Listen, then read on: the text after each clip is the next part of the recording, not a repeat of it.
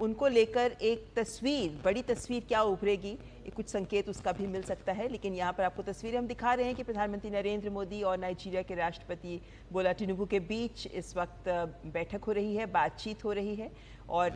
दोनों देश अपने रिश्तों को आगे बढ़ाने के लिए प्रतिबद्ध नजर आ रहे हैं। और दोनों ही राष्ट्राध्यक्षों की भाव भंगिमाएँ ये दिखाती हैं कि दोनों कितने कंफर्टेबली एक दूसरे के साथ बैठकर इस बातचीत को आगे बढ़ाते नजर आ रहे हैं। और भारत और नाइजीरिया जो 1960 और यूं कहना चाहिए भारत तो 1998 से ही, क्योंकि 1960 में आज़ादी मिली नाइजीरिया को, लेकिन उससे 2 साल पहले ही भारत ने अपने राजनयिक रिश्तों की शुरुआत नाइजीरिया के साथ कर दी थी, जो ये दिखाता है कि भारत लगातार नाइजीरिया के विकास यात्रा में उनके साथ खड़ा रहा है। लेकिन आज पिछले 10 सालों में ही हमने देखा है कि किस तरीके से नाइजीरिया के साथ व्यापार में भी, निर्यात में भी बेहद बढ़ोतरी हुई है। लेकिन उसके बाद अब प्रधानमंत्री नरेंद्र मोदी का ये दौरा, क्योंकि प्रधानमंत्री का ये पहला दौरा है नाइजीरिया का, और इस दौरे के माध्यम से ही दोनों देशों के रिश्तों को और नए स्तर तक ले जाने का एक प्रयास, दोनों ही देशों के बीच के सहयोग में नए क्षेत्रों में क्या संभावनाएं हैं उन तक विस्तार करने का एक प्रयास,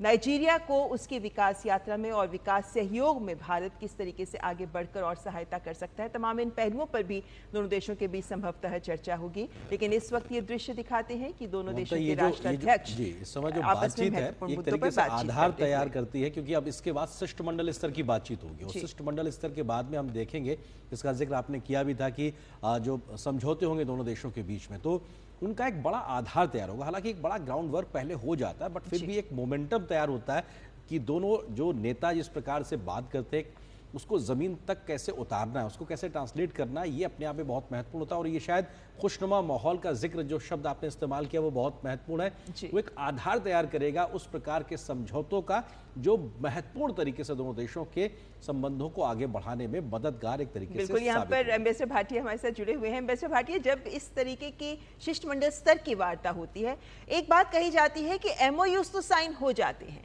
लेकिन उन एमओयूज को जमीन पर उतारने के पीछे जो इच्छा शक्ति होती है वो दोनों देशों के बीच बहुत महत्वपूर्ण होती है। एम्बेसडर भाटिया, इस बार नाइजीरिया के इस दौरे में भी जो एमओयू साइन होंगे, जिस तरीके के क्वेश्चंस हम दोनों राष्ट्राध्यक्षों के बीच देख रहे हैं और जिस तरीके की प्रतिबद्धता भी